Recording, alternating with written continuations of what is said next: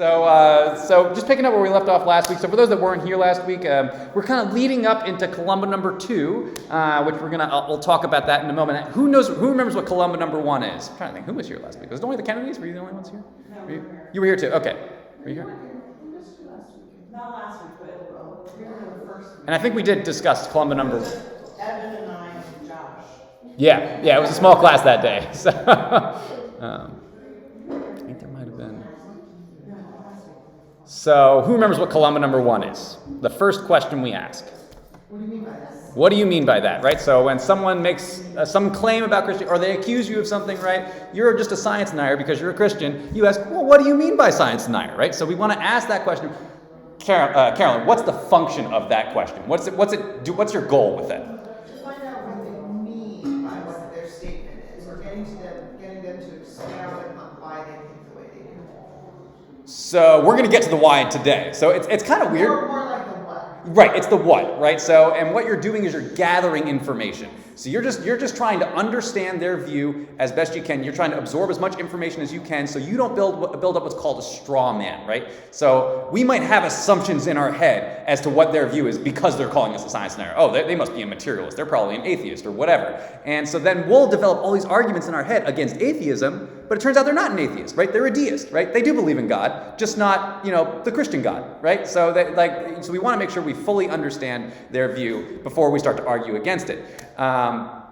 So we want to ask Columbo number 1 first. We're going to get to Columbo number 2 today. Carolyn already gave you a sneak peek on it, I don't even know if you meant to do that, right?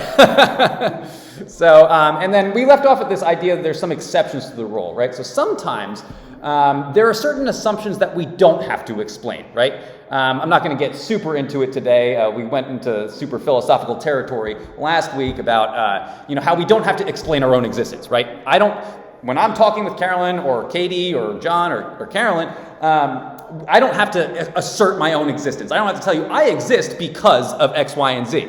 Or your senses are reliable. That's the other one, right? So you don't have to prove that your senses are reliable and that you're actually perceiving real reality, right? That I'm actually seeing Katie here in front of me, right? I don't have to prove that I'm actually seeing what's out there, right? You can philosophers will do that. They will kind of get, how do we really know that I'm actually seeing what's actually, right? So people will go into that, philosophically, but it gets way out there, right? Way out there. But in normal everyday conversation, it would be very cumbersome if we constantly had to, logically, this is why I can exist, right? That would be very difficult. Exactly. There you go. Meaningful conversation cannot occur without these truths, therefore they need not be proven. Okay, so we're just going to kind of go with that for now. And we're going to head into first conversation. So I don't know so for those of you that weren't here past couple weeks, the nice thing about a taxi class is that sometimes you get story time. So we're going to do story time. It's not going to be a very long story, but it kind of gives us something to jump off of, when we're kind of applying some of these ideas. So page 36. Okay. So this is a discussion between two people on the subject of stem cells, and we're going to kind of keep going with this burden of proof idea. And if you weren't here last week, we'll bring you up to speed as the burden of proof. So here's the conversation. So John says, the president is so foolish, he's withholding funding for embryonic stem cell research. And James says, isn't embryonic stem cell research immoral? And John says, you haven't been listening to those religious pro-life people, have you? They're such extremists. James says, well, what's extreme about saying embryonic stem cell research is wrong? So John says, because stem cell research would really help a lot of people. So James says, but doesn't stem cell research kill innocent human beings? And John says, you think embryos the size of the period at the end of the sentence are human beings? And James says, sure, they're human beings. John says, no, they're not. They're just protoplasm.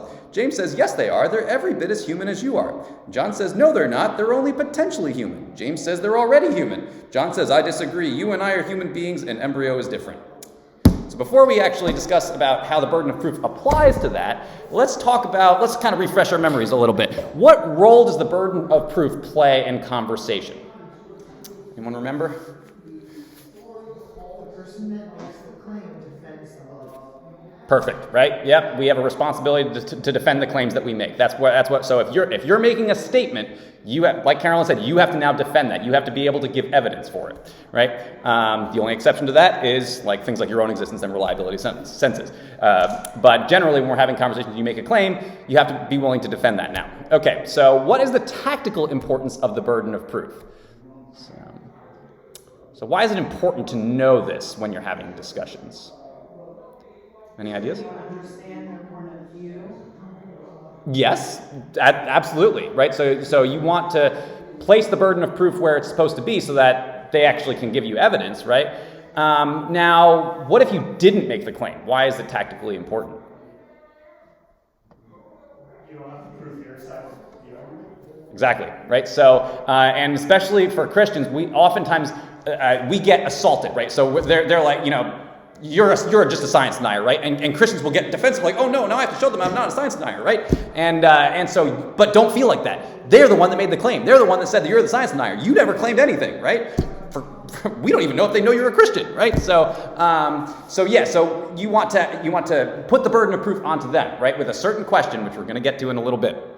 So now, who bore the burden of proof in this conversation between James and John? James, whoever said that that stem cell research would benefit us. Right. So Because it's an embryo, it's not a human. yes. So that would be a statement that would warrant now evidence, right? So perfect. Good. Anyone else have any other ideas? I actually thought the person that said it was immoral is the one that's making the claim. So you're right. Well, so if you remember, and this is why I wish I could just put it on the screen because then I think you can like follow along a little easier. So I think he phrased it as a question. So isn't embryonic stem cell research immoral? So it was a question. So he didn't claim it. He was being a good tactician and was basically making a statement in question form, basically. So he didn't have the burden of proof on him there. Although, anyone else think that James might have had the burden of proof at any time? What about this end section? James says, sure, they're human beings. John says, no, they're not. They're just protoplasm. James says, yes, they are. John says, no, they're not. James says, they're already human. Whoever made the claim that they have life needs to be able to defend that claim as well. Exactly. I think the bottom line is that they both traded assertions, especially in the end there, where it's just, yes, they are, no, they're not, yes, they are, yeah, right, the bickering. So in the end, they both made claims, right? But let's just kind of walk through this a little bit. So it starts out with John saying, the president is so foolish, he's withholding funding for embryonic stem cell research. What is that? Is that a claim or is that a question? That's a claim, right? So, okay, so now he said something, and how does James respond to that? So James responds with a question. He says, isn't embryonic stem cell research immoral? Okay, so now putting the burden of proof onto John in order for him to prove his point. Now, how does John respond? You haven't been listening to those religious pro-life people, have you? They're such extremists. What is that? Rude, right? So Those religious pro-life people, they're so extreme. Yes, What do so, you mean by that? yes. Extreme to me. Right. How do you define, because you think we're protecting life, that's extreme? How is that? Right, it is. It's another assertion. That's true. And so what I would qualify this as is what's called the ad hominem fallacy. So ad hominem fallacy is an attack on the person's character rather than the argument, right? So when someone mocks you and says that you're so stupid, well, it doesn't really matter if I'm stupid. Maybe I am. Is the argument stupid? So they're taking the attention away from the argument and putting it on the person who they think Like every political advertisement we ever see or hear or read is an ad hominem attack. Most of them. every single one of them. Yeah, is some sort of fallacy, and it's oftentimes ad hominem attack. Yeah. So he's basically just.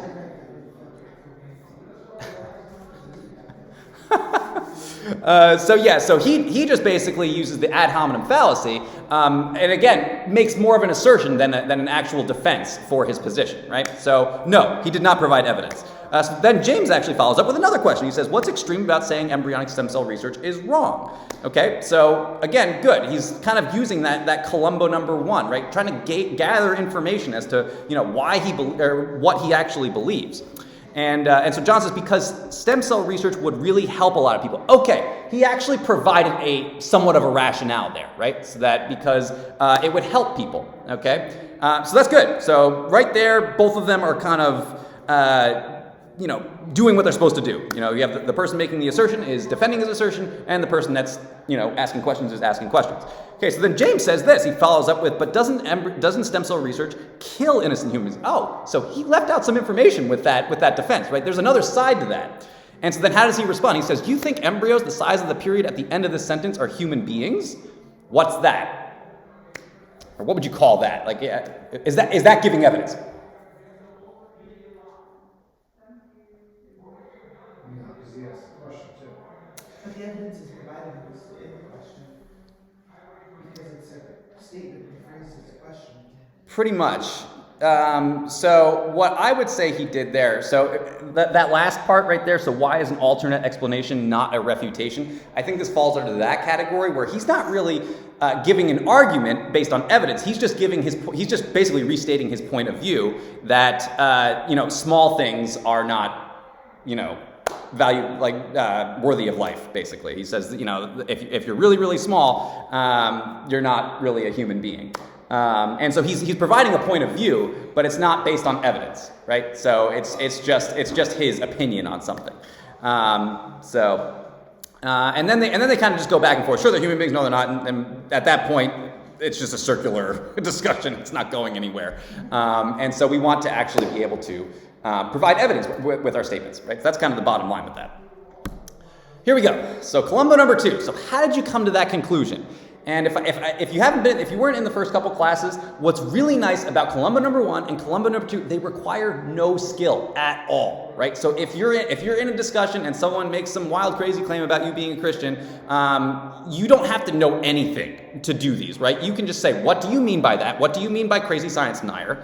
And then how'd you come to the conclusion that I'm a science denier, right? What's your evidence that I'm denying science in any way, right? And they're going to have to actually back that up in some way. And if they can't, then essentially, I've seen people literally win arguments. Or again, and I think if you weren't in the first couple classes, the point is not to win arguments. The point is to guide them to truth. Okay, but sometimes when we win arguments, we're guiding them to truth, right? So you've already won essentially if they really don't have an answer to that, right? So, but what it does is it graciously assumes that the person has reached a conclusion, right?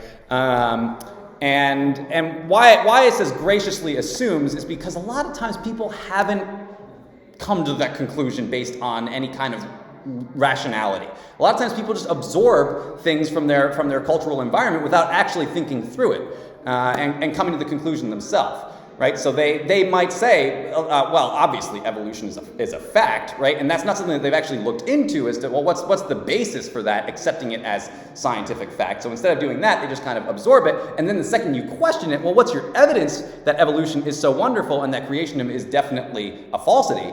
They don't really have anything. They just say, well, that's just what my 11th grade science teacher told me. And they make this appeal to authority rather than actual reason, right? So they appeal to someone else's reason, not their own, but we don't have that other person in the room. So it graciously assumes that they've actually done their homework and come to the conclusion on their own, but it also gives you material to work with in addressing their concerns, right? So once they've hopefully they have some sort of rationale, right? We're not like hoping that they haven't done their homework. We want them to do their homework and actually have a reasonable conclusion.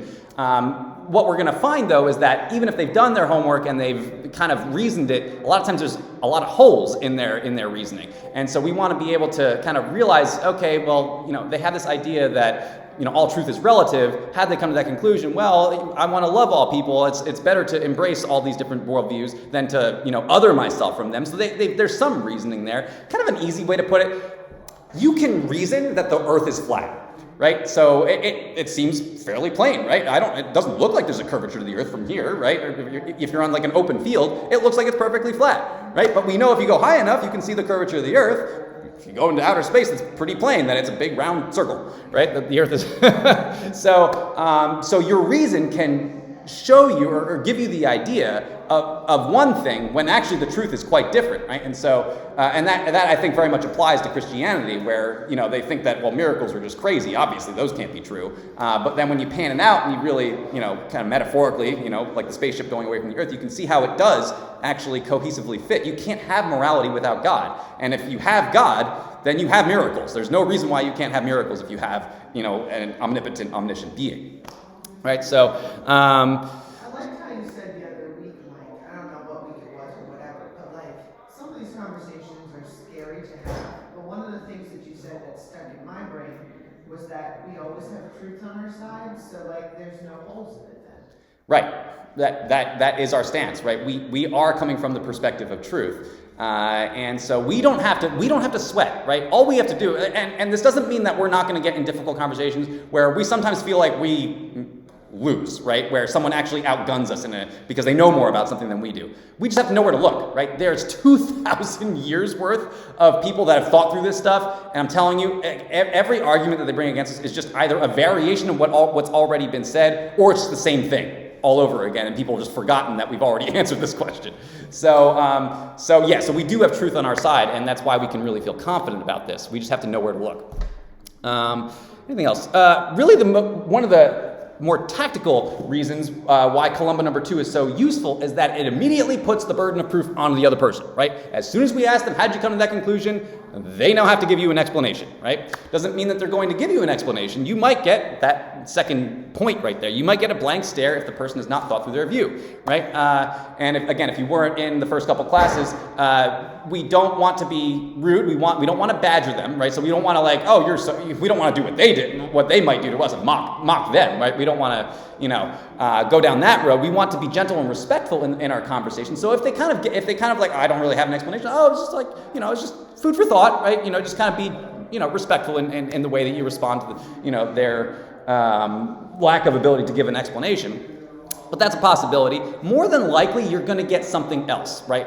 You're going to get a distraction, right? They're going to change the subject on you, right? Where you're talking about the history of the Bible and how, it was just made up by a bunch of, 3rd century scholars and, theologians. And they're going to say there's just no evidence for anything. And then you'll say, well, actually, if you look back, we have documents going all the way back to the 2nd century. And why would the church fathers, allow for something to be written into the canon if they knew it was false and they were the direct disciples of the disciples? So once you kind of introduce that doesn't really play out, then how could there be so much evil in the world if God's good, right? And they're like, well, whoa, you just kind of change subjects on me. So sometimes they'll take that road, and that I think happens more than just like staring at you blankly, because that obviously it's just socially awkward. So they'll more than often just kind of try to change the subject on you. Something to note with Columbo number 2 is that this can be phrased in like 1,000 different ways, right? The crux of it is it's a why question, like Carolyn was saying earlier. It's the why. So the first question that you're saying is the what. You're trying to gather information about what they actually believe, right? Now this is where you're trying to get into the meat of it. Why do you believe it? What's your rationale for getting to that, to coming to that conclusion? Any questions on anything that we've covered so far? Or feeling cozy? Okay, good. Ambassador skills. So we're not going to spend tons of time on this one. It's just really kind of giving like different ways that this question can arise. So why should I believe what you believe? What makes you think that that's the right way to see it? Why should I trust that your religious leader speaks for God, right? So I put the Book of Mormon up there just because, especially for that last point, when, Mormons kind of have all these claims about, Jesus, and it's a very confusing religion because a lot of their jargon looks like Christianese, right? It looks like when they talk about the atonement, or they talk about Jesus, or they talk about whatever, the resurrection, they mean different things than we do, right? And so you can think that you're talking to, that you're in agreement with a Mormon, but you're actually not. So what it comes down to, though, is that they actually believe that Joseph Smith was a bona fide prophet, right? So 200 years ago, he had revelation. There were these plates, I forget, from Nephi or something. I'm actually not a Mormon scholar, so, but that bottom line there, why should I trust that your religious leader speaks for God, right? What's nice about Christianity is there are good reasons to believe that Jesus is God and speaks for God, right? Because we have this resurrection thing that happened, right? Which is validated by the apostles and just different evidences that we have from that time period. And so there's an objective reason to believe that Jesus is God and speaks for God. There are no witnesses for Joseph Smith, right? So they're going to have to somehow explain how there's an objective reason to believe that Joseph Smith is a true prophet when there's no evidence for that, right? And so this kind of puts them in the awkward position of now having to explain that. And again, not that we're trying to ridicule them, we're just trying to say, well, have you actually thought through this as to like, why do you believe that Joseph Smith is someone that you can actually trust and believe? And what makes his word, better than Jesus's, right? So that's kind of where you're going with that. Critical thinking is evangelism. So, anyone remember what we were talking about harvesting and gardening a couple weeks ago? Who wants to explain the difference between the two? Gardening can take a long time. Yes, right. What is gardening? Just simply talking to someone about being a Christian or God or any of that. Right. The realm of things. Right. And what's the difference between gardening and harvesting? Well, gardening would be they don't believe yet. Right. Sowing the seeds of thought and truth, and then the harvest is maybe years down the road, and that's when they come. Correct. Right. So and like Ryan said, that can be a long process. I think I said a couple weeks ago, the average length of time between when someone first hears the gospel to when they actually accept it is 7 years. Okay, and that's the average, which means that it takes some people quite a bit longer, and then other people, they just mature quicker, right? So yeah, towards that end. But so what this slide is really saying is that sometimes time can be spent addressing a preliminary issue before mentioning Jesus, God, of the Bible, right? So it's really kind of hearkening back to this idea of gardening, and it's unfortunately the church in some circles has gotten into the position where if you haven't harvested, if you haven't walked someone to Christ, if you didn't express the gospel in its full form that you're a sinner, you need to repent, you need salvation, you need Jesus, and if you didn't get to that full gospel message, then you haven't actually done real evangelism. You've failed, actually. And that's, I think, a complete wrong message to send to people, because sometimes it's not appropriate to get to that message. If we got to that message right then, first of all, it's completely out of context. I don't even know what sin is. I don't really know. I have no reason to believe that sin is a real thing. And more importantly, there are barriers, right? So why would they believe you when the scientists are telling them that Christianity is just a bunch of craziness, right? So you gotta take down that barrier first to show that actually Christianity has some credibility, and at the same time, the scientists don't have a bulletproof argument either. Right? There are some problems with evolutionary theory. There are some problems with Big Bang cosmology, sort of, depending on your approach to old Earth creationism or young Earth creation, but. The Big Bang itself doesn't, I don't believe, really cause problems for Christianity. But their idea of the Big Bang, and that they think that it proves that you don't have to have what's called a Big Banger, right? Someone that actually caused it to happen. It actually is total nonsense to think that something can come from nothing, which is basically what they're asserting. And so I think when you can kind of take down those walls, right? Show that, well, Big Bang, fine, all right. How do you get a Big Bang that came from nothing, okay? So you kind of take down that barrier. They're like, well, I haven't really thought through that. And you're kind of loosening that tight grip that their concept of the Big Bang has on them, or evolution has on them. Sorry, John. Yeah, it's moving along. Yeah, so losing my train of thought.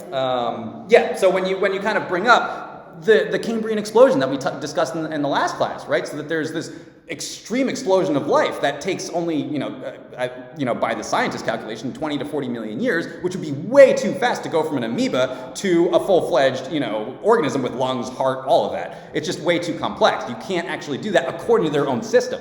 And so when you kind of show that there's these giant gaping holes, it makes it so that creationism is possible, right? And so once you take down those barriers, okay, now we can get to the heart of the matter. We can get to sin, the gospel, your need for a savior, the eternal life in heaven. Like all of that now becomes within the realm of possibility, and you're closer to getting them to the harvest moment. But it's all evangelism, right? So and that's kind of what what Greg, the author, is saying there is that critical thinking is evangelism. When we make people critically think about their own views that kind of have some problems with it, that are flawed in some way, we are evangelizing. And it really takes the stress, I think, off of us from thinking that if we don't get to that. I mean, I took a class last semester, it was contemporary evangelism, and I had to go out to my community, and if I did not say to someone the gospel, that you're a sinner, that you're in need of salvation, and that if you give yourself to Jesus, then you'll have eternal life. If I didn't say those things, if I didn't say the rap that they wanted me to sap, I didn't get points. Right? I'm like, this is craziness.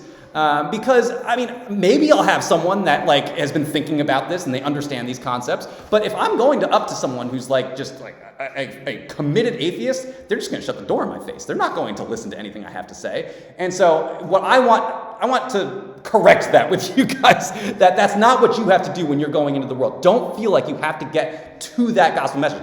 Don't avoid it, right? If you can tell someone is ready to hear it and they're kind of saying, I kind of feel like I've got this guilt thing. Give them the way, show them forgiveness.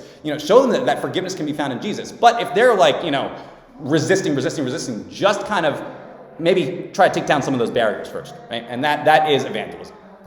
Okay, so the bottom line there is that helping someone to discover truth on non-gospel issues gives them the tools they need to assess bigger questions like sin, like the need for salvation when they arise.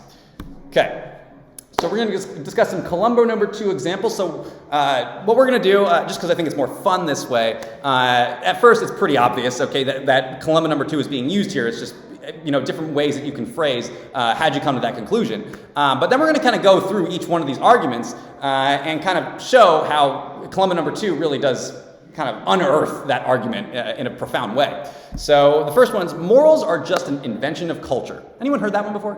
Morals are just an invention of culture, right? So that's something that I've heard it before. You'll see that thrown around online. And really, the simple response is that what's your evidence for that? What's your evidence that there is no That's a objective? stupid statement. It is a stupid Right, statement. But culture is falling apart. Why would you trust that? That doesn't even make sense. But you know what's I wouldn't say that, but that's my thought. Morals are an invention of culture. Whose culture? yeah, right, because I can think of some cultures that maybe not the most moral, at least by an objective standard. And if we are going to consider that moral, that's dangerous, right? So we'll kind of get into it, when we come back to it. Yeah, no, it's true. So yes, you just ask them, well, what's your evidence that moral is just an invention of culture? And the second one is the miracles of Jesus were inventions of the early church. So you can just say, well, can you give me some reasons why you think that that's true? Why you think that, miracles just kind of suddenly arise early on in the, history of Christianity? And more than likely, it's just, again, something that they've heard. It's not something they've actually researched because, honestly, if you're not a Christian, you're not really that interested in Christian history. And so this is probably just something that someone has said to them at some point, and they're just parroting it. People are born homosexual. That's one. Anyone heard that one? That's certainly one that I've heard a lot of. And you can just say, what's the scientific evidence for that homosexuality is genetic? Finally, that bottom one. The unborn may be human, but they're not persons, okay? And this one is it's kind of a combination of Columbo number 1 and Columbo number 2, because what's the difference between a human and a person, right? So you're kind of, well, what do you mean by human? What do you mean by person, right? And then you can also rephrase this as well, why do you think a human is different than a person, right? So you're kind of, there's the why and the what kind of implied in that statement, right? So let's kind of go through these a little bit. So morals are just an invention of culture. Let's actually have fun. I'm going to let you guys see if you can find the absurdity. So what has to be possible now if they're saying that morals are just an invention of culture? What do you mean? So People would have to agree that is. Everyone would say, "Oh yes, that is the correct way to act in that scenario." and whatever culture, right? So if you're viewing a different culture, so whatever they're doing, you have to say, well, I guess it's just morality for them, right? Is that kind of what you're saying, or that entire culture, I guess, would be picking at least currently. I don't think even American culture, you can't find anyone that anything can agree on. can be wrong? You mean, or Yeah, But how would you group American culture? I think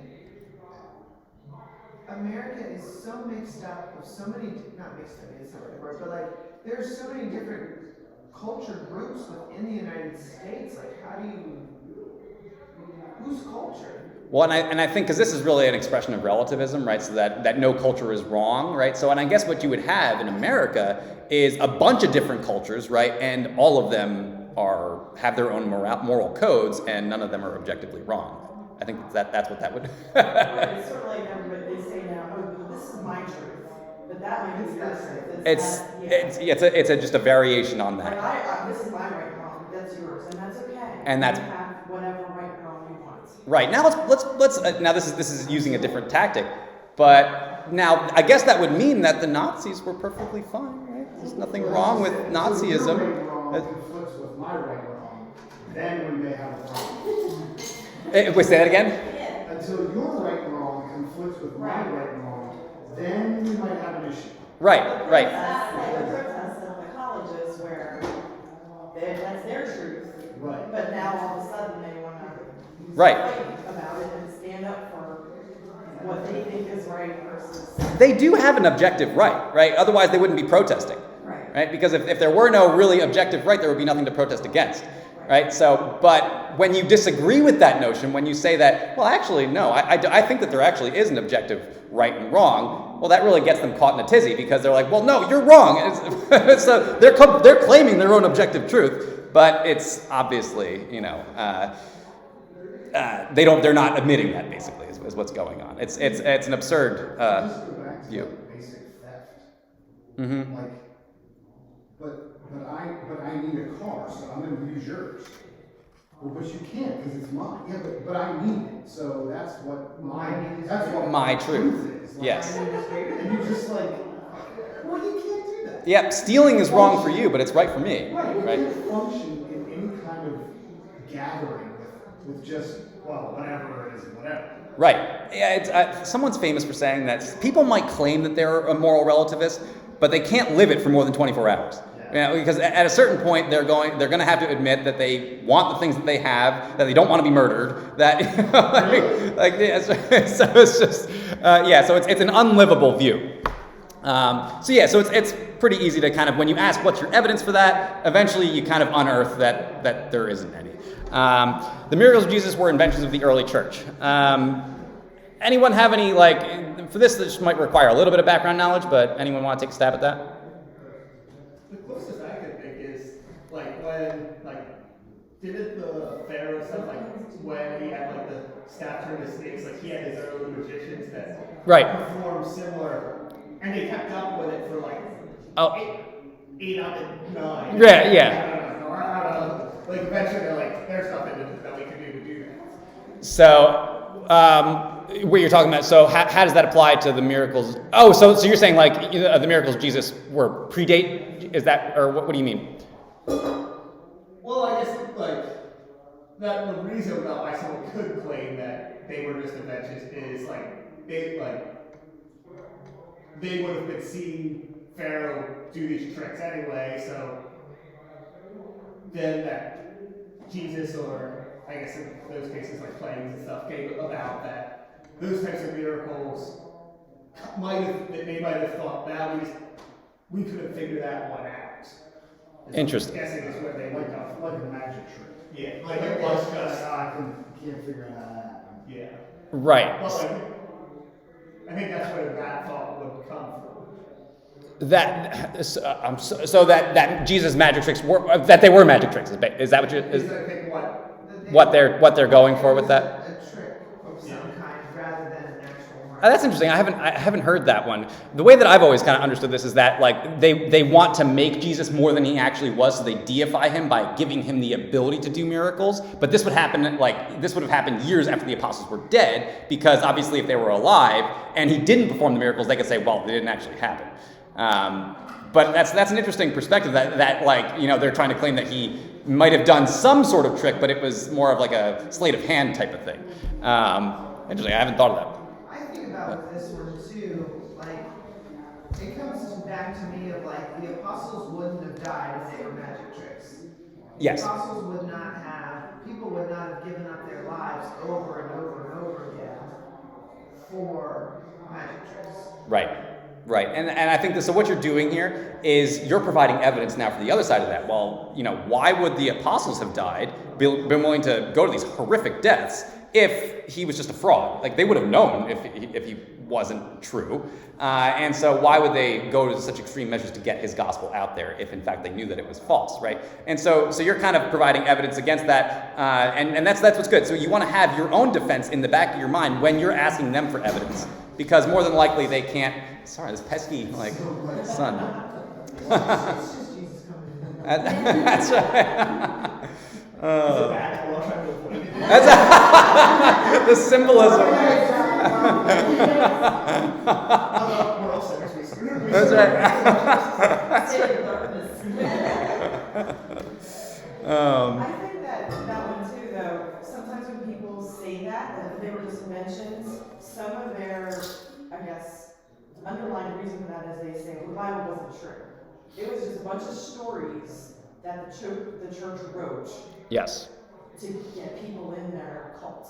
Right, and that I think is like when you hear people making this claim, a lot of times I think that's really what they're really going after is that we don't actually have the source documents, right? We don't have what the initial apostles wrote, and so they fabricated it later on, and that's how you get all these miracle stories. And of course, what we have documents that go back to the 2nd century, and we have people in the 2nd century that were the disciples of the disciples, and they could have easily, cried foul, and you don't see that anywhere. So really what they're making what's called an argument from silence. There's no evidence that that there are these source documents that don't have the miracle stories. They're just surmising that there could be, right? And so that's not really an argument from evidence, that's an argument from silence, where we can actually provide real logical rationale as to why that's completely false, because we actually have what the church fathers said, even if they are copies of what they originally wrote. So people are born homosexual. So when you're asking what is the scientific evidence that homosexuality is genetic, anyone kind of know anything about this? We're going to cover this in a class in the future, but why this is necessarily a bad argument, or why this is a bad argument when they kind of make this statement that people are born homosexual and that therefore it's valid. I don't know, some people I know will say, I've actually known people I went to school with, and they'll say, well, I'm raising my child as we're not defining male and female. We're letting him choose. Like, I have a friend that her little boy wears tutus and dresses, and they sort of are going in that route. Yeah. And they're saying, well, he must be homosexual because he's chosen to wear dresses. Okay, right. And of course, I mean that. And because he's 4 or 5, then it must be genetic because he was born that way. So, yeah, and what's odd about that is that if you're just kind of abdicating your influence, Right. I mean, the culture is telling them to do a certain thing. Yeah, you're defining male versus female, but you're saying a tutu is female. Right. Therefore, that child must be. And so how do they know it's not influenced by environment? I guess it's not necessarily, this isn't really proof that it's definitely genetic. Right. This is, you're refusing to actually influence them, and therefore they're getting influences from elsewhere, and or maybe they are influencing. I don't know. Maybe they are saying that it's okay to wear tutus or whatever, and so they kind of end up in that place. But there have actually been studies done.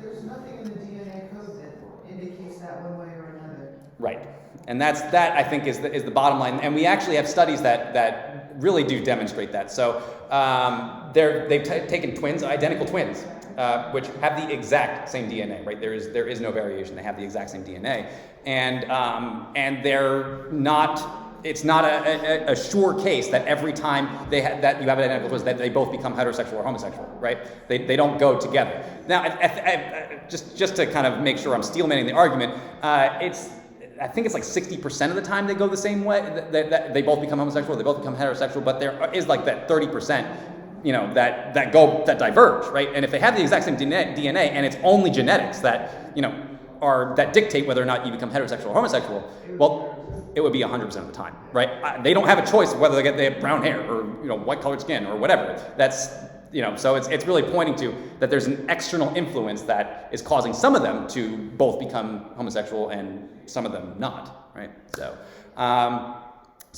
and then on top of that, if every urge or impulse that I had genetically was okay, that would be a problem for society, right? If it, like I say I have anger issues or I have a genetic predisposition to alcoholism, does that now mean that it is free reign? I can be an alcoholic. I can go and punch holes in walls wherever I want, right? So it's a we're not relativists here. You be you. Thank you. My Until truth. it infringes on my rights. That's that right. There's not a hole in my wall. Yeah, holes in my wall. Don't come to my house. A bunch of holes in my wall. Thank you. Okay, just my walls. But only if it doesn't infringe on Katie's rights. So, Oh man, now it gets complicated. She might not. She might not be okay with that. That's true. I have a feeling she wouldn't be. Yeah. All right. So, and then the last one: the unborn may be human, but they're not persons. So yeah. So where would you go with that?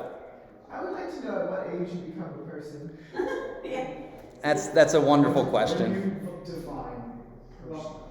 Yeah. So I think it's good to go to do the Columbo number 1 first, right? So what do you mean by person? What do you mean by human? Right? That's a good question to ask. And does Evan have some thoughts? Yeah. What's the question? It's referring to male or female. Yes, if persons was a word, the way it was phrased, whether or not Grammar, is persons. it? Should be like people, right? Yeah. The grammar. People. Yeah. I guess that should be people. Part of the grammar. No, thank you. I appreciate it. He's learning something in school, so that's good. I mean, this is coming into play, I think, in like the Alabama, because someone brought up the argument is, do you take, when are they a child, can you take a child tax credit if we're gonna, say you create 300 embryos, if you're there now, there might be a difference between a human and a person. Are you eligible for the child tax credit on those? On the embryo. On the embryo, or do they have to be a child? Please, you have to define. So tell me about. So I guess this is like a scientist or something like that has like a bunch of embryos in his custody or like. Well, they're talking how in Alabama now they're granting protections to the embryo, you can't just discard them if you're not going to implant them. But It deals a lot with IVF. yeah, Right. nasal fertilization. So this is essentially they're saying that Alabama's granting those embryos the rights of I'll say person for trying to make this distinction. Right. But then you end up with the other conundrum of can they claim tax? What is a do you fall into tax code then that they are Your children. are they children of you yet? Do you have to actually then go and redefine what? Well, I would say. That's why they don't apply the taxes. That has nothing to do with their people abilities. Yeah, but But they don't have that written in the tax law, so you can say, Yeah. I froze my embryos out there, therefore, I'm gonna claim them as tax credits. but I mean, it's. I have 5 children. I think you actually have to then get into the difference. They're probably, and then again, that's depending on what context you're talking is. What is a human? What is a person? What is a Right. So a pro-lifer would give the argument that they are humans, right? That they're human beings, right? So because they is that here? Do I have that here? No, did I not do that? Well, because we get into stem cells again, but that's going to be for next week probably, and it's 9:59 now. So I mean, it does cause those kinds of issues, but I think we'll kind of talk a little bit more about the stem cell thing and kind of embryos in the next class, because that's kind of, we're going to come back to that discussion between James and John, and kind of what the pro-life argument would be in that case. But really, with this question, you want to define what's a human and what's a person, right? So what do you mean by those two things? And had you come to the conclusion that, that it's not, one is not the other? Because I think they would oftentimes, persons is, I think when they try to define, they might give you some sort of definition, like it's the psychological awareness of the human being. Whereas when you're talking about human being, it's like their biology, right? So the fact that they have DNA and that they have all the signs of life, that's what makes you a human. And then you become a person once you have a certain level of self-awareness, but that becomes weird because, Three-year-olds don't have self-awareness. How far do you want to go with it? Right. I watch a lot of 3-year-olds. And they, yeah. Not very self-aware. And you can go to the other end too. Like, well, what about a grandma who's on life support now? Is she not a person anymore? Or even Is she someone a lose or person? an extreme That's exactly right. Yeah. Right. So, Because I lose that self-awareness. Once you start What if you're sleeping? that's a good question, right? I'm Yeah. pretty unaware of things. Just let her with Jonathan, he'll figure out all the questions.